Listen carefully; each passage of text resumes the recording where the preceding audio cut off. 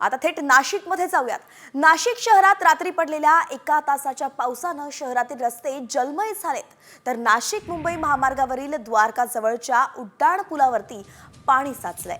हा उड्डाण पूल होता की स्विमिंग पूल असाच प्रश्न आता पडतो आहे आणि त्याचा व्हिडिओ सुद्धा समोर आलेला आहे। पाणी साचल्यामुळे वाहन चालकांना मोठी कसरत करावी लागत असल्याचंही पाहायला मिळत आहे। केवळ 1 तासाचा पाऊस नाशिकमध्ये झालाय, परंतु त्या ठिकाणी अगदी वाहन चालकांची सुद्धा तारांबळ उडाल्याचं पाहायला मिळत आहे, कारण की महामार्ग हा संपूर्ण जलमय झाला होता आणि त्याला स्विमिंग पूलचंच रूपांतर आलं होतं। ही दृश्य आपण सध्या साम टीव्हीवरती पाहतोय। नाशिकमधली संपूर्ण दृश्य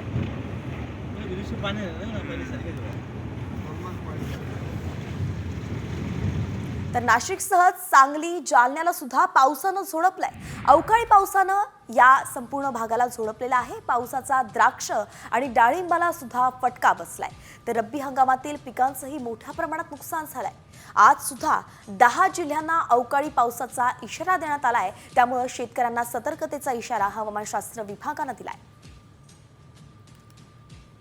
सांगली, नाशिक आणि जालन्याला काल पावसानं झोडपलाय आणि आजही 10 जिल्ह्यांना अवकाळी पावसाचा इशारा देण्यात आलेला आहे। एकंदरीतच फेंगल चक्रीवादळाचा हा संपूर्ण परिणाम दिसतोय आणि त्यामुळेच त्याचा महाराष्ट्राच्या 10 जिल्ह्यांनाही फटका बसणार आहे। 10 जिल्ह्यांना पावसाचा अंदाज जो आहे तो हवामानशास्त्र विभागाकडून देण्यात आलेला आहे आणि शेतकऱ्यांनी याच दृष्टिकोनातून सतर्क राहण्याचं आवाहन देण्यात आलंय। रब्बी हंगामाला याचा मोठा फटका बसू शकतो, पिकांचं मोठं नुकसान होऊ शकतं।